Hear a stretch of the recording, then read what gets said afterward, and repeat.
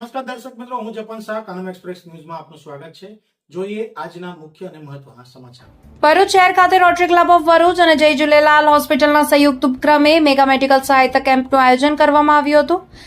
કેમ્પને Indian medical association IMA Bharuch branch, Indian dental association IDA Bharuch Ankleshwar branch, homeopathy medical association of India HMAI Bharuch unit તેમજ rotary community corps RCC ભરૂચનો સહયોગ પ્રાપ્ત થયો. જય Jhulelal hospital Tavra road ખાતે યોજાયેલા કેમ્પમાં વિવિધ ક્ષેત્રના નિષ્ણાત ડોક્ટરો દ્વારા દર્દીઓને આરોગ્ય તપાસ, નિદાન અને જરૂરી માર્ગદર્શન આપવામાં આવ્યું હતું. કેમ્પમાં સર્જરી, સ્ત્રી રોગ, બાળ રોગ, આંખના રોગ, દાંતના રોગ, ચામડીના રોગ, ગુપ્ત રોગ, કાન નાક ગળાના રોગ, હાડકાના રોગ, હૃદય રોગ, કિડની રોગ તેમજ અન્ય સામાન્ય રોગના નિષ્ણાતોની સેવા ઉપલબ્ધ કરવામાં આવી હતી. કેમ્પ દરમિયાન આરોગ્ય સંબંધિત સમસ્યાઓ ધરાવતા દર્દીઓને ખાસ તપાસ કરી જરૂરી દવાઓ અને મફત વિતરણ કરવામાં આવ્યું હતું. આ ઉપરાંત વધુ સારવારની જરૂરિયાત ધરાવતા દર્દીઓને વિશેષ તબીબી સલાહ અને આગળની સારવાર માટે માર્ગદર્શન પણ આપવામાં આવ્યું હતું.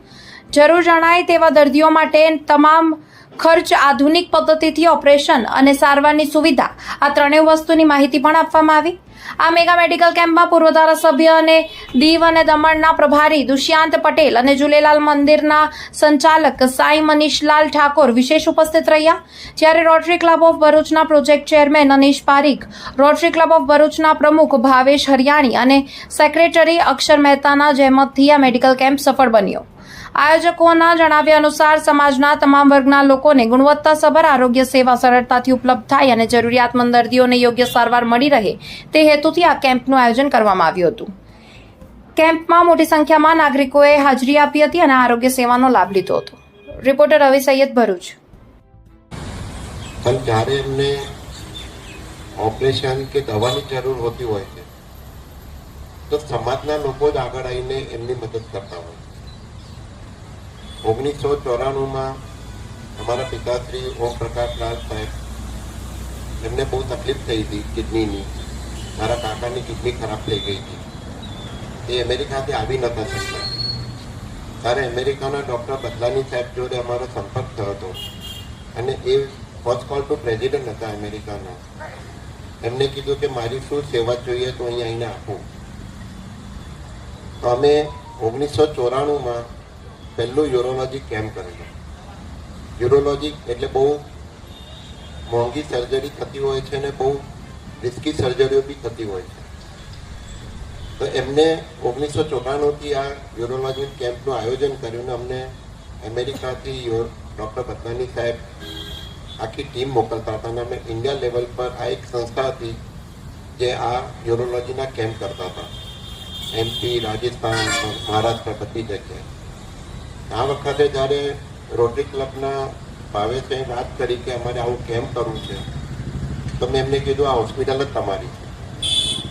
જે બી કાર્ય રોટરી ક્લબ અત્યાર સુધી કરતું આવ્યું છે એવા કાર્ય ભારત સમાજની અંદર કોઈ એટલું કર્યું નહીં હોય જેટલું રોટરી સમાજે દરેક દુઃખના સમયે સમાજને ઊભા રહીને એમની મદદ કરી છે.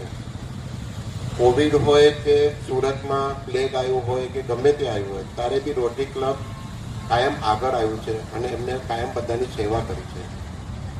આ એક બહુ સારું આયોજન છે જેમાં સમાજના લોકો આ ક્લબના માધ્યમથી ગરીબ પ્રજા માટે જે કાર્ય કરતા હોય છે ને જ્યાં પ્લાન્ટેશન કરતા હોય છે, જે પોલ્યુશન માટે બી બહુ જરૂરી છે, જે રોટરી ક્લબ લાખોની સંખ્યામાં કરતા હોય છે, એ બહુ સારું કાર્ય છે. આગળ બી જ્યારે બી રોટરી ક્લબને જરૂર પડશે કે મેગા કેમ્પ કરવો હશે તો જય ઝૂલેલાલ હોસ્પિટલ કાયમ એમના સાથે રહેશે. મેન્ટરથી કામ નથી થતું. નીચે જે સંસ્થાઓ કામે લાગી છે, જે માર્ક્સી નામ દીધું અને બીજા બધા, આ ખરી મહેનત આમની છે. જોવા જઈએ તો વિચાર કરવો પણ વિચારને અમલ મૂકવો એ બહુ અગત્યનું છે. વિચારને અમલમાં મૂક્યા પછી એનું આયોજન વ્યવસ્થિત રીતે થાય એ બહુ અગત્યનું છે.